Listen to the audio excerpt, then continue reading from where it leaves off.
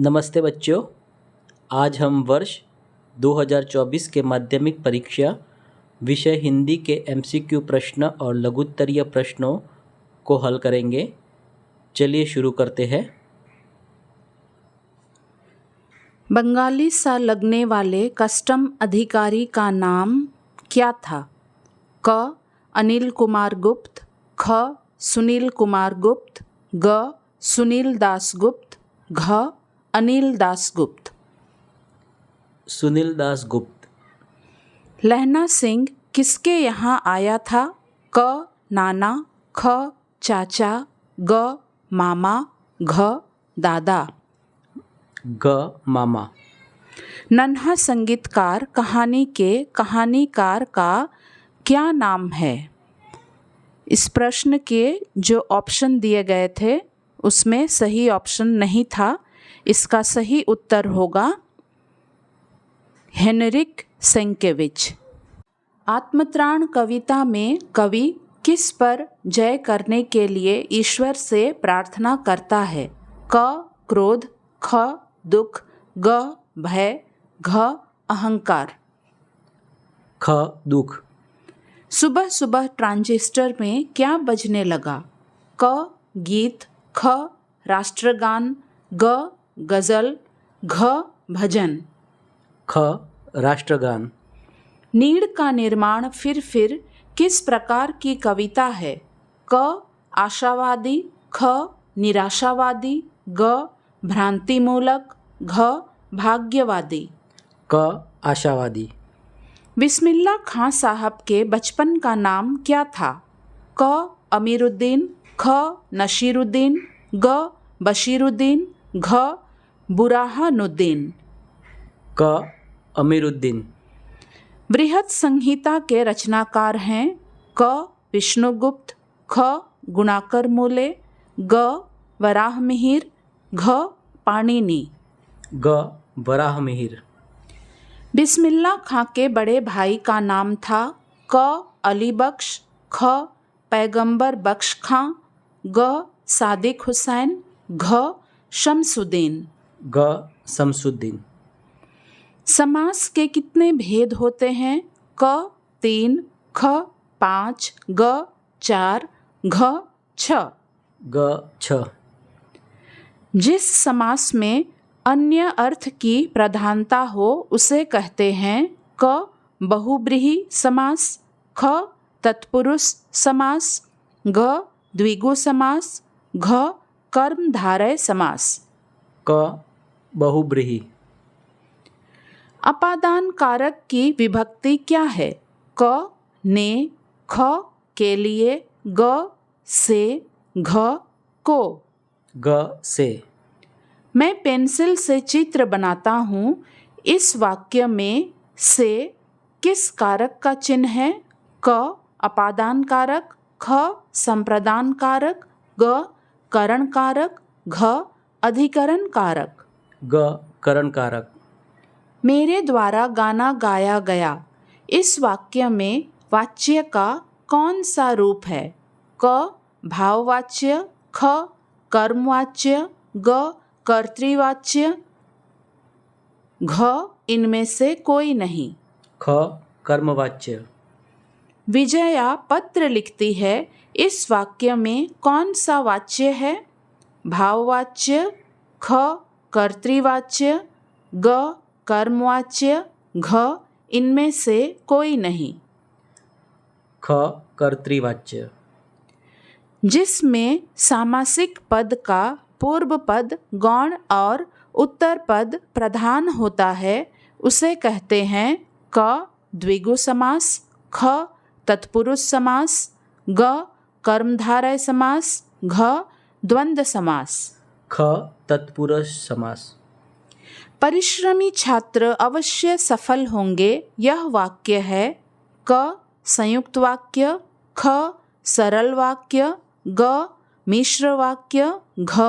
इनमें से कोई नहीं। ख. सरल वाक्य। बच्चों, अब लघुत्तरीय प्रश्नों को हल करेंगे। चलिए शुरू करते हैं। पहला प्रश्न है, रंगिया जलते घर में क्यों कूद गया? मास्टर साहब के चप्पल को बचाने के लिए रंगया जलते घर में कूद गया। हेनरिक कहाँ पैदा हुआ था? हेनरिक पोलैंड में पैदा हुआ था। लहना सिंह फौज में किस पद पर था? लहना सिंह फौज में जमादार के पद पर था। तेरी कुड़माई हो गई, यह किसका कथन है? तेरी कुड़माई हो गई, यह लहना सिंह का कथन है। लाहौर बहुत याद आता है, किसे लाहौर बहुत याद आता है? सिख बीवी को लाहौर बहुत याद आता है। किसके बिना संशय की गांठ नहीं छूटती? राम के बिना संशय की गांठ नहीं छूटती। नौरंगिया ने क्या गिरवी रखा था? नौरंगिया ने अपना गहना गिरवी रखा था। रामदास क्यों उदास था? रामदास इसलिए उदास था क्योंकि उसे बता दिया गया था कि आज उसकी हत्या होगी। आत्मत्राण गीत में कवि ने किस चीज़ की प्रार्थना की है? आत्मत्राण कविता में कवि ने प्रार्थना किया है कि ईश्वर को न भूलते हुए जीवन में संघर्ष की क्षमता हम सब पर बनी रहे। नीड का निर्माण फिर का आशय स्पष्ट कीजिए। नीड का निर्माण फिर कविता का आशय है कि जीवन में कठिनाइयाँ आती जाती रहती हैं। आशावादी बने रहते हुए हमेशा हमें नव निर्माण करते रहना चाहिए। धूमकेतु क्या है? धूमकेतु धुएं का पताका या पुच्छल तारा है।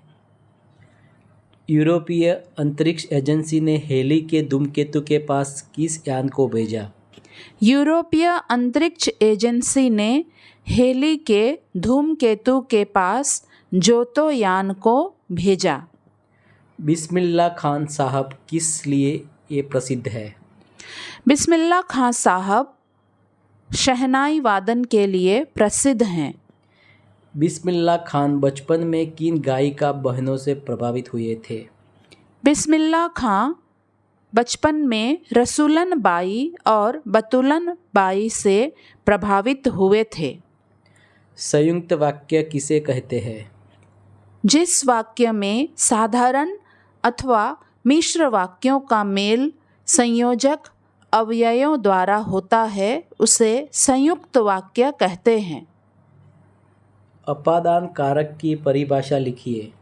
संज्ञा के जिस रूप से किसी वस्तु के अलग होने का भाव प्रकट होता है उसे अपादान कारक कहते हैं। किसी एक सामासिक पद का विग्रह कीजिए और समास का नाम लिखिए। बेलगाम पीताम्बर। बेलगाम के लिए बिना लगाम के होगा, यह अव्ययी भाव समास है। पीताम्बर के लिए पीत है अंबर जिसका अर्थात भगवान विष्णु, यह बहुब्रीहि समास है। अथवा पीत का अंबर भी लिख सकते हैं, यह कर्मधारय समास है। महेश गीता पढ़ता है, इस वाक्य को भाववाच्य में परिवर्तित कीजिए। महेश से गीता पढ़ा जा रहा है। हर तरह के संकटों से घिरा रहने पर भी वह निराश नहीं हुआ, इसे मिश्र वाक्य में परिवर्तित कीजिए। जबकि वह हर तरह के संकटों से घिरा रहा फिर भी निराश नहीं हुआ, उससे बैठा नहीं जाता, इस वाक्य को कर्तृवाच्य में परिवर्तित कीजिए। वह बैठ नहीं पाता। लड़के ने घर की राह ली, इस वाक्य को कर्मवाच्य में बदलिए। लड़के द्वारा घर की राह ली गई। भाववाच्य किसे कहते हैं?